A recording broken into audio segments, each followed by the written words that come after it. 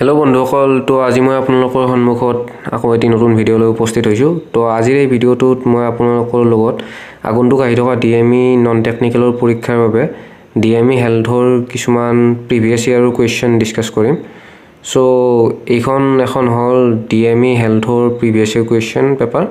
চ' এই পেপাৰখনত থকা প্ৰথম প্ৰশ্নটো মই আপোনালোকৰ লগত ডিছকাছ কৰিছোঁ। So, প্ৰথম প্ৰশ্নটো দিয়া আছে, the Vedas are the oldest literature of the Aryans. How many Vedas are there?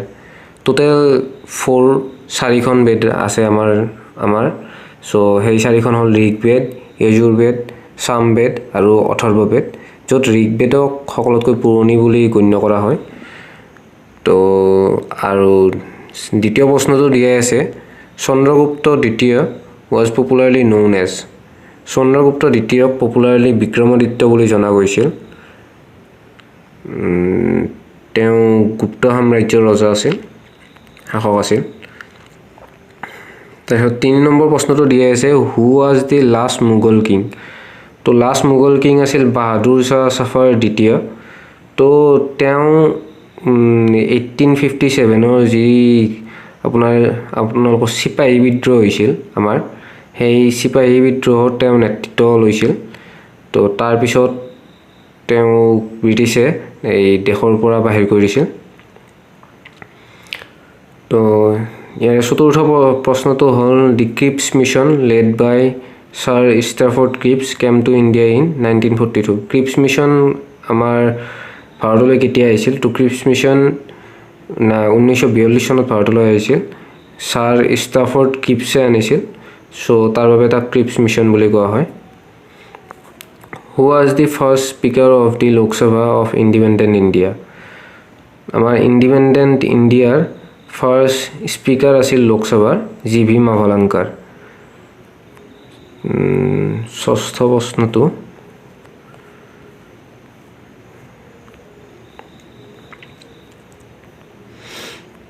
তো 6 নম্বৰ প্ৰশ্নটো দিয়া আছে, which of the following celestial bodies is known as morning star?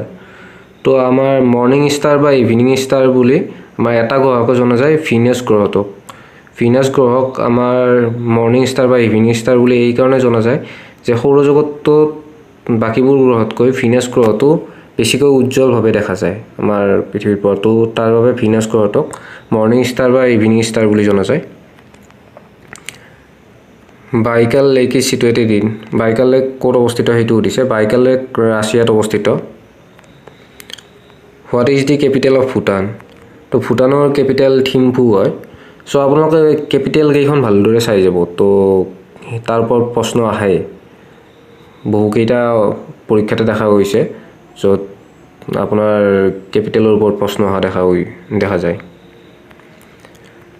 তাৰপিছত 9 নম্বৰ প্ৰশ্নটো দিয়া আছে, where is the world's largest desert lake situated?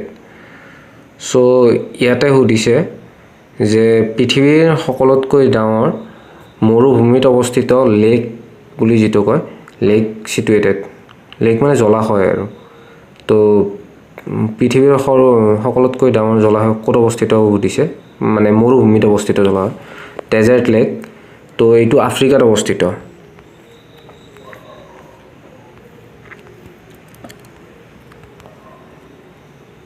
দহ number প্ৰশ্নটো দিয়া আছে, the city of Baghdad is situated on the bank of? Baghdad চিটিখন কোনটো ৰিভাৰ, মানে কোনটো নদীৰ পাৰত অৱস্থিত? বাগদাদ চিটিখন টিগ্ৰিছ ৰিভাৰৰ পাৰত অৱস্থিত।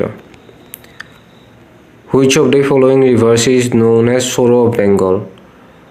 কোনখন নদীক বেংগলৰ দুখৰ কাৰণ বুলি জনা যায়, মানে চ'ৰ অফ বেংগল?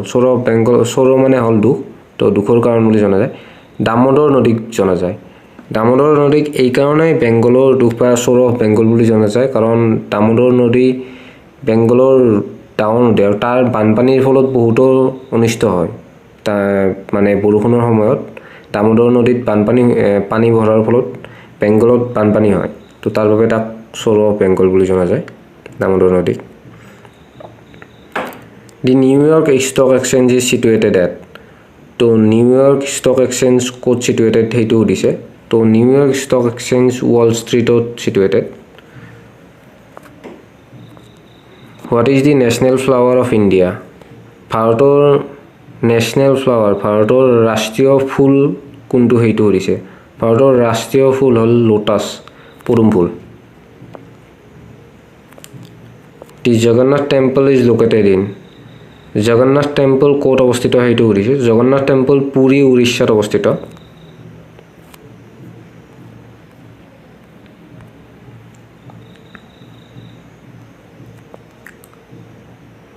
নেক্সট 15 নম্বৰ প্ৰশ্নটো সুধিছে Dachigam national park is situated in Dachigam national park ক'ত অৱস্থিত Dachigam national park Jammu and কাশ্মীৰত অৱস্থিত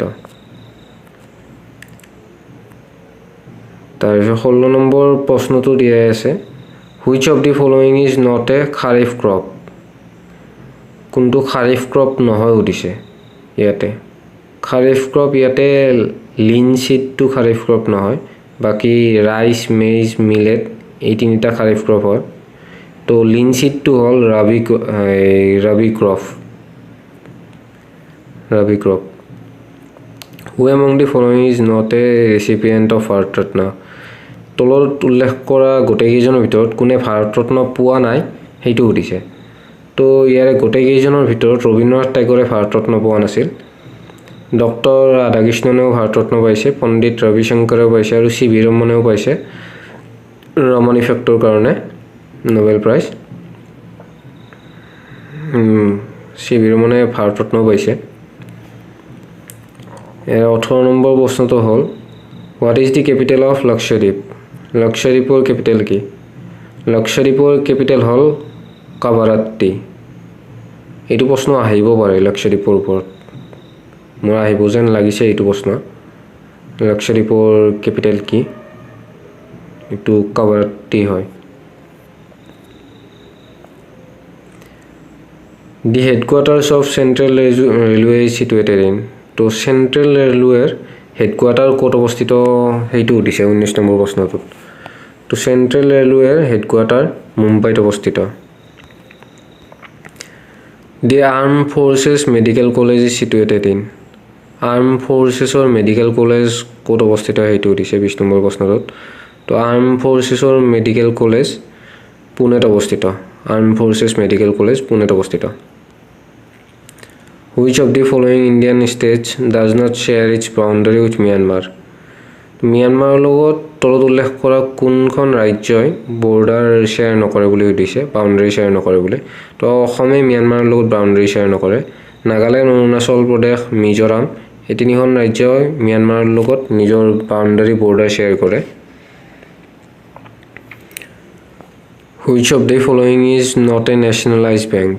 তলৰ কোনটো নেশ্যনেলাইজড বেংক নহয় সেইটো দিছে এক্সিছ বেংক নেশ্যনেলাইজড বেংক নহয় ইণ্ডিয়ান বেংক সিন্ডিকেট বেংক আৰু কৰ্পোৰেশ্যন বেংক এই তিনিটা নেশ্যনেলাইজড বেংক হয়